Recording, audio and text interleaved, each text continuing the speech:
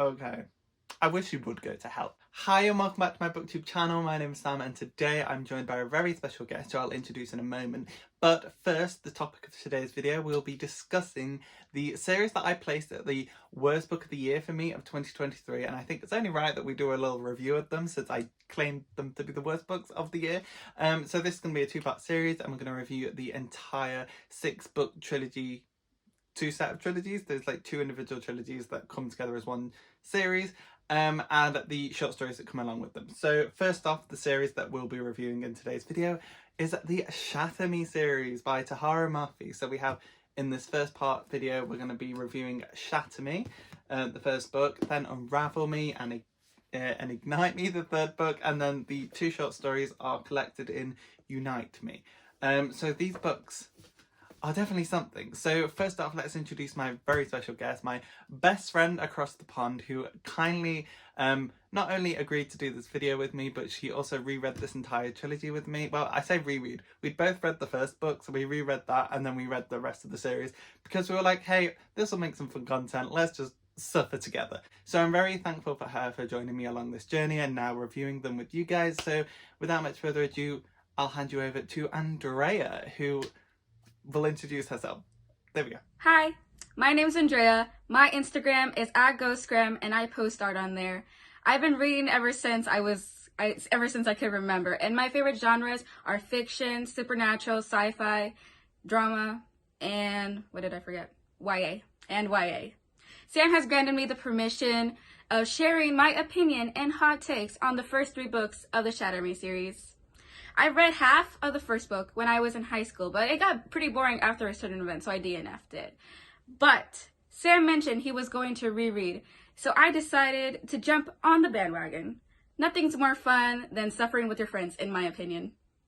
Right, so that was Andrea. That's all she's going to be in this. I'm joking. But yeah, before we get into this series, I just want to let you remind you to like this video, leave a comment down below about your thoughts on this series, and make sure to subscribe for more. Part 2 will be up at some point in the future. As of this point, we've read the whole series, so there's a little bit where there's some predictions. Yeah, we totally didn't know what was going to happen. Well, I predict that we'll probably get some new characters and also new information on Juliet's origins. But that's about it. But yeah, let's get into this first book, which is Shatter Me. Okay, so the plot of Shatter Me, we follow a 17-year-old girl called Juliet Faraz who has the power to kill anyone who touches her. So anyone touches her, after a few seconds, they'll die. And she is in prison prior to the book's beginning for killing a child. She tried to help this child and it died because it touched her, and that's how they find out her powers. And she was in prison for this. So at the start of this book, we see the introduction of this new kind of cellmate who turns out to be Adam, a friendly soldier who we'll see further on in the story. But she is taken out of this prison by 19-year-old military leader. We'll get to that in a moment. 19-year-old military leader Warner. And he basically has this obsessive compassion for her. He wants her to be his. He wants her to be his torturer, his possession, and he is very much the heartthrob of the series. And it definitely concerned me and Andrea because going into this, we knew that Aaron Warner, that's his full name, Aaron Warner was going to be the main love interest of this series. And throughout this book, we were just like, how is Tahereh Mafi going to justify this? And we'll get into that in a moment in my thoughts. But yeah, we follow that. He takes her out of the asylum and is very oppressive, and he does lots of stuff with her, like torture chamber and stuff like that. And it comes to a point where Adam, the friendly face from before, helps her escape the compound, and there is a little bit of a scuffle, but by the end of the book they are on their way to the rebel headquarters to see if there's anything they can do to bring down the re-establishment, which is the totalitarian government that's kind of reuniformed the world almost. It's very like Fahrenheit 451, where like they burn all the past books and stuff, and the re-establishment wants to re-establish the world in their own image, but it's very much like totalitarian. So they are now at the rebels by the end of this book to fight against that. So yeah, without much further ado, let's get into my thoughts on Shatter Me. Okay, so let's dive straight into Shatter Me. So this book, initially when I first read it, it was a 3-star. I thought very much like it was okay. I could see maybe perhaps why it was popular, but for me it just didn't click. I remember in my review on Instagram when I first read this, I was like, this feels like a kind of creative writing exercise that you would do at school, where you write a really strict totalitarian government where everything's terrible, the main characters are good, and they're like these teenagers. Like, for example, Warner, head of this entire sector of North America, well, not the continent, but a sector within it, Sector 45, and just this 19-year-old kid just in charge of the military, all these older, gruffer soldiers just accept that this child is bossing them around. But yeah, it's very much like a creative writing exercise that you would find a teenager doing in school. And rereading it, it was just as bad. I didn't like the writing style, I didn't like the characters, I didn't like much about this, but the ironic thing is, this was probably the best book in the series. Like, this was the peak of this series, and it's only the first book. So yeah, so this one was the only one that I didn't rate 1 star. I rated this one 3 stars, and then the rest of the series was 1 star for me. Andrea has some differing opinions, but I rated the rest of them 1 star because I hated them. So within these books, we very much have the love triangle element. We have Adam, we have Warner, and we have Juliet. And I've got to say, it's the most like frustrating love triangle because none of the options are good. Like, they're all terrible people and selfish people and just crazy. Like, Adam is very much in this book painted as the preferable option for Juliet because he's the old familiar face, he's the childhood best friend and whatever. But he still has this kind of weird possessive nature about him. Like, he would easily be on an alpha male podcast. Warner, again, he's kind of psychotic. He does multiple weird stuff. Like, okay, some of the weird stuff that he does in this series that all the book top girlies really fancy him for. He puts cameras in her bedroom. He forces her to sleep in his bed and doesn't give her the option to leave. He forces her to eat what he wants her to eat, and when she doesn't, he has a hissy fit. He shoots someone in front of her. He puts her in a torture chamber, which later gets revealed to not actually have been a real torture chamber, but it was like psychological torture still, which counts as torture. What else does he do? He's tried to kill Adam in front of her. He manipulates her and controls her and all this kind of stuff. And it's like, why is this guy the male? It's like Rysand and Tamlin all over again. These terrible, terrible, terrible men that, if I swear to God, if anyone met these men in real life, they would call the police. But no, because they're fictional men, they're hot, they're doing all this. And it's just like, why? People, get some standards, okay? But yeah, I also really didn't like Juliet. There was a particular moment that I think showed her selfish nature. She acts all virtuous and like she wants to save the world, she wants to make it better for everyone. But then there's a particular description where she's like looking out the window at the decrepit, horrible conditions that everyone else is living in, and she's like looking at the town down below. She's like, oh, they're really suffering. Oh, I can see the orphans walking around. And then as soon as Adam goes, hey Juliet, she turns around and goes, right, let's smooch. And it's like she immediately just, they don't matter anymore, let's go kiss Adam, you know? And it's just like, I think that kind of shows the nature. And throughout the series, there's multiple moments where she like pretends to care, but then it's very clear that she only cares about herself and which boy she's gonna pick. And it's like, please, Mafi, this could have been such a good character with this like really interesting power of like a lethal touch, but she ruined it. Overall, I think this book really suffered with plot convenience. Like, every single time there was like an issue or a barrier to overcome, there was just like a convenient solution. Like, there's a giant field of radiation, but conveniently Adam is like immune to radiation. And so is Juliet. Like, fine. Oh, now we need transport. Well, Adam had this tank hidden away that no one ever questioned why there was a missing tank, because Adam just said it got destroyed and now he has it. Oh, we need to get the two main characters to the rebels. Oh, let's just bring in this new character called Kendi, who was the best character in the entire series, trust me. But let's just bring in Kendi. He knows what the rebels are, and he was a fake soldier as well. And it's just very much like, it's just so much plot convenience. But for this first book, at least it kept the pace going, because in this book, more happens in this first book than the rest of the entire series. The rest of the entire trilogy and the trilogy after is just hundreds of pages of Juliet pining over boys. But in this book, at least stuff happened, which is why I think it was a 3 star for me. Now, briefly before I hand over to Andrea, I just wanted to point out some cringy moments that I picked out, because I like to do that in my videos. So some cringe moments, I have 3. I have Juliet justifying Adam as the love interest was, Adam was nice to me, he's different. And it's like, okay. And then there's a moment where she's at dinner with Warner and she doesn't want to eat the meat, and it's like, I'm not going to eat that. And then Warner has a hissy fit and shoots the meat, and it's like, no one asked what you like, love. And like, Warner's use of love to refer to Juliet throughout the series is supposed to be like all cutesy, but I just find it patronizing the entire series. Like, hey up, love, how you doing? And he's like, no one asked what you like, love. And then the third one is like the cringiest, like YA stuff. Juliet is like escaping and she's like, go to hell to Warner, and Warner replies, I'm working on it. Okay. I wish you would go to hell. Anyway, let's move on to Andrea. Let's hear what she has to say about the Shatter Me book. Where to start? So many things I never would have noticed in my youth jumped out to me like red flags, and I have notes. First, Juliet's perception of the world around her is interesting. She likes to exaggerate a lot, like with the way she repeats herself and uses big numbers to stress her emotions. Mafi even gave a disclaimer at the beginning of the book to warn the audience of the writing style, but it didn't really prepare me for how excessive it would all be. Besides that, it was also apparent how inconsistent Juliet's memory of society was. She can remember what a microwave is, but she doesn't remember that bedrooms have attaching bathrooms sometimes. Like, huh? Not to forget, she is extremely whiny, but it's expected of a character who's generally selfish, to be honest. Second, the two love interests we were presented with were a guy who manipulated Juliet from the beginning into false security, and a chief commander who bluntly exposed her to harmful events and situations. They're not great, if I'm honest.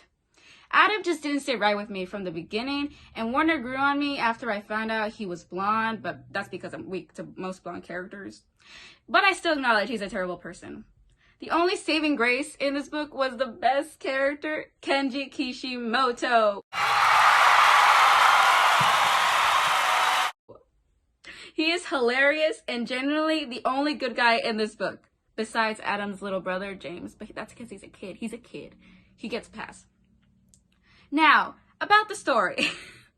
It's dystopian, so I know what formula it's gonna follow.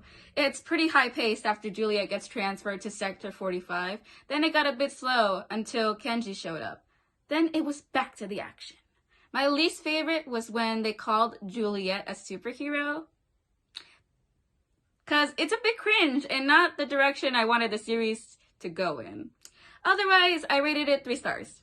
Okay, so now we're going to move on to the first short story, which is 1.5 in the series, and it is called Destroy Me. And this one is from Warner's perspective. It takes place immediately after the events of the Shatter Me book ends from Warner. He gets, at the end of that book, he gets shot by Juliet, and it's kind of, he's dead, but we all know he's not. So this short story kind of shows him getting taken back to base. His dad comes in and there's a bit of friction there because his dad's like the supreme leader of the North American continent, which explains why he was a 19-year-old military leader, I guess, but not really.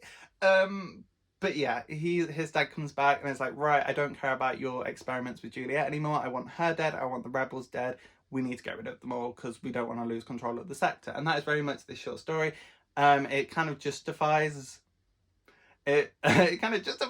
Warner's actions in the previous book by doing what I said. It says, oh, it wasn't a real torture chamber, but like, it was still mental torture, Mafi. Like, I don't think it not being physical torture was any different, and you still made her dress really skimpily and uncomfortable as well as that. It also does the really obvious emotional manipulation of using a dog to try and justify Warner being a good guy. Like, Mafi just has this random stray dog come over to Warner at the end, and he's like, oh, this poor dog, no one's feeding it, let me give it some fuss. And it's like, oh, I see what you're doing here, Mafi. You want us to like Warner because he's nice to a freaking dog.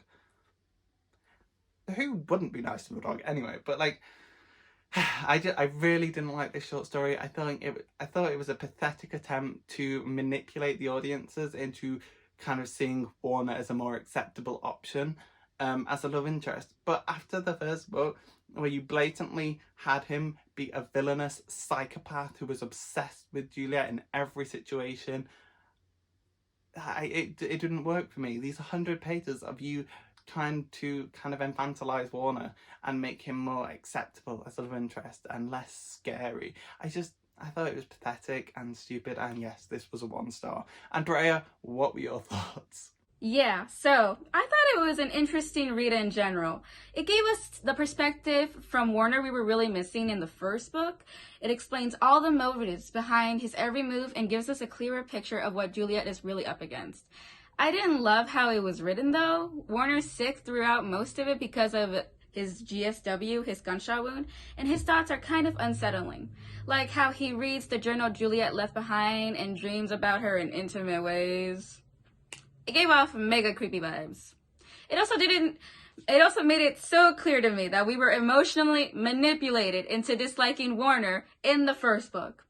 It is so obvious. We could have formed much different opinions about him if we were given the information we needed. It was kind of frustrating, to be honest. My opinion didn't change in the end. He's still terrible. So I rated this short 3 stars.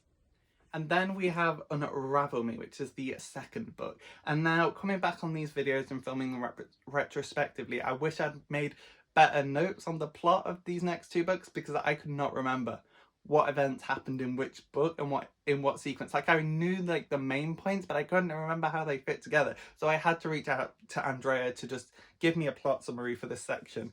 So I'm just going to read the text that Andrea sent me as the plot summary for this. So it goes, Now, we open at Omega Point and Juliet and Adam have their drama for no reason, which is, in this book, I think they break up, which is amazing. They were not good together. Then she gets into training. Then the supply run where we see Warner, and they go back to Omega Point with Warner. Then Kenji's adopted dad, Castle, the leader of the rebellion, he was freaking useless, but we'll get into that in a minute, tells them that Anderson wants to meet Juliet. And so Juliet goes out with Adam and Kenji. Kenji has the power to be invisible, so they go out on like being invisible. Then Anderson talks shit about Warner, and Juliet freaking almost kills Anderson, and then Kenji stops her, which is so infuriating. Then we go back to Warner in Toll. Then Warner and Juliet drama happens. Then he leaves right before they go to war. Juliet, Adam and Kenji go to fight together, and Jay gets shot by Anderson. Warner saves her. So that's Andrea's sum up. Thank you very much, Andrea. But yeah, my thoughts on this book. So my review for this book was like, I felt like I was losing brain cells. And if I had known what was coming, I probably would have saved that review for one of the later books. But this book, I just felt like I was losing brain cells because all the characters were going back and forth on the same things. We had Juliet and Adam whining about not really understanding each other. Like, they kind of get separated within this rebel base because they're both busy. And it's like, oh, God, so this is so friggin' boring. And then when the action does start, this is probably the most action-orientated book in the series. We get a bit of action initially with Juliet nearly killing Anderson. She has a meeting with him. She shoots him in both his legs, and she's about to finish him. And then Kenji just comes out and goes, "No, we can't kill the big bad guy of the series yet. It's only book 2. Wait, no, he doesn't say that. He goes, "It's not the right time, Juliet."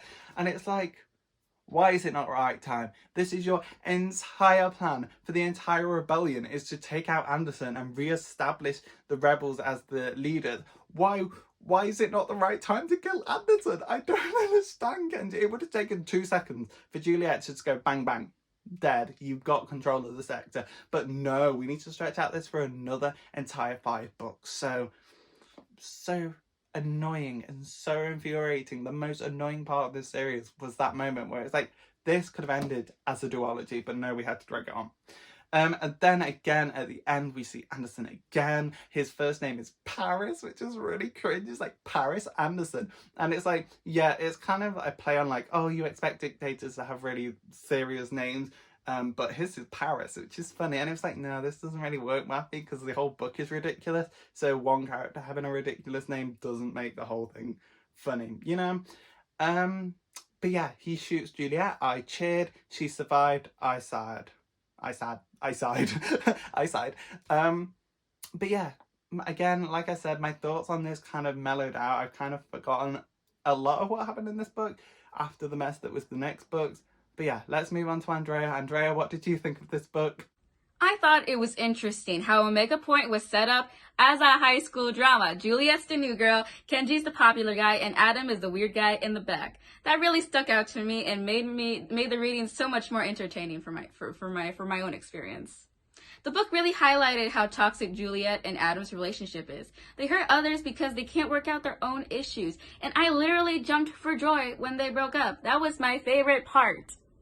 The rest of the story was basically Juliet finding herself outside of Adam and making friends with the other students.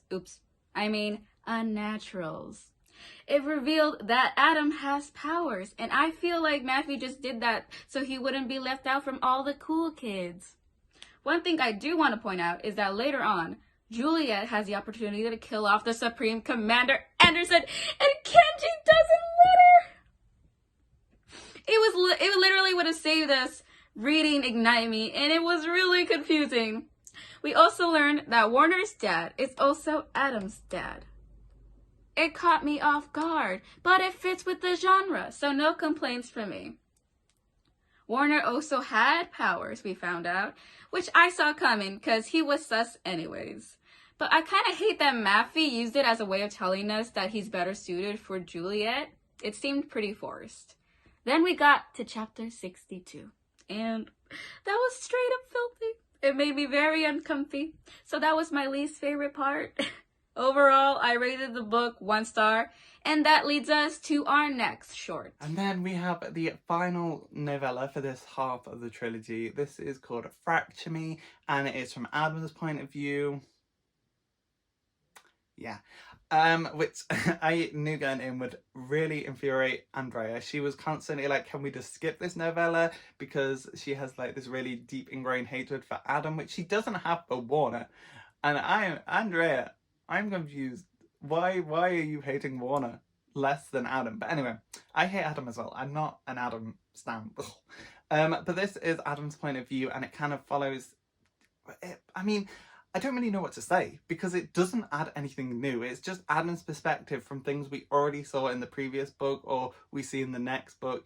And it just kind of follows him and Juliet's breakup, his perspective on that. We get a bit of James, who I haven't mentioned yet, but James is Adam's little brother. I know Andrea's already mentioned him, so he is like really cute and he gets a pass from the series because he's a kid and he's kind of funny. So we both like James and Kenji are the like main characters we love. But yeah, it doesn't really add anything new, and I think that's like a really big problem with Mafi's novellas, is they don't add anything new. The only one that would necessitate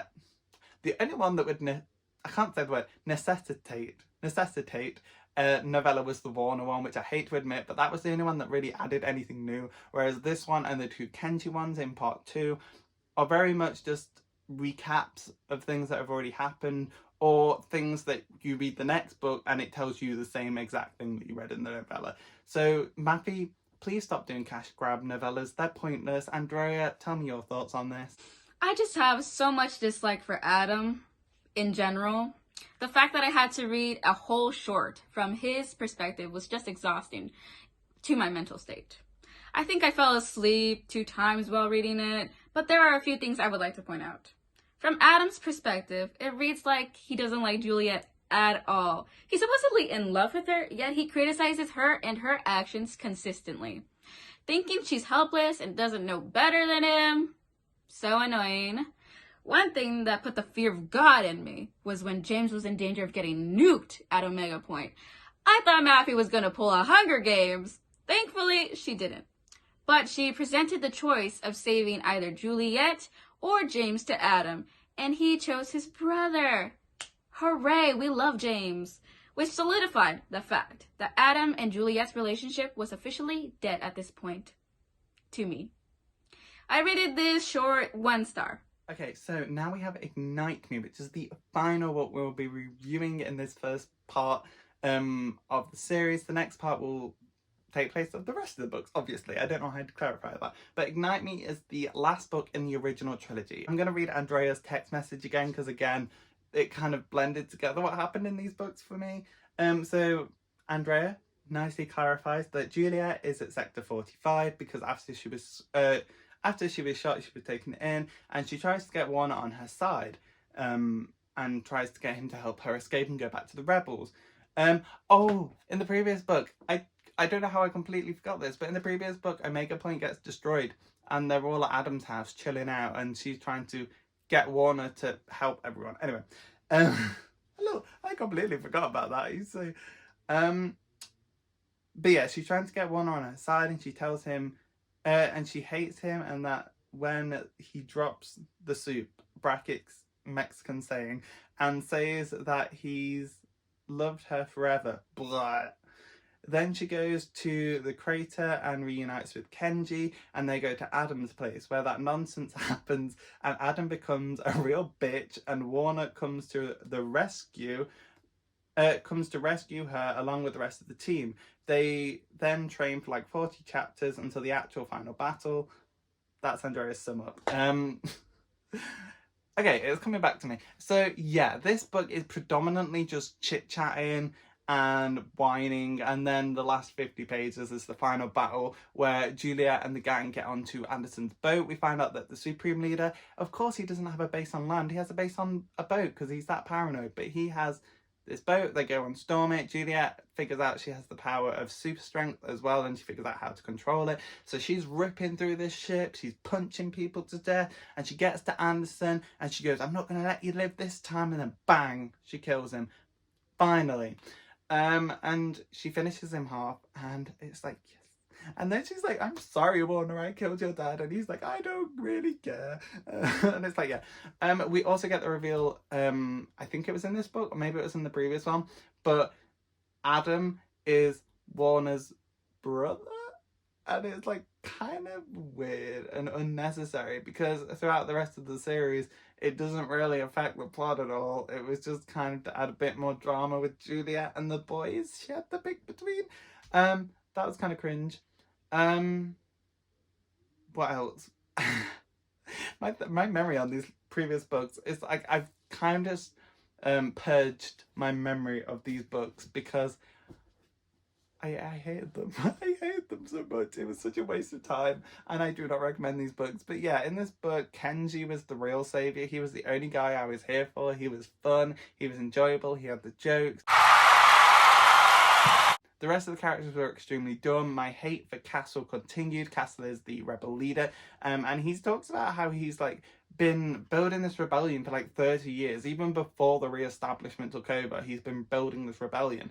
And then within a night, one attack and the entire base is destroyed. Everyone is dead and there's 5 people left. And it's like, dude, you spent 30 years on this rebellion and you can't even withstand one attack.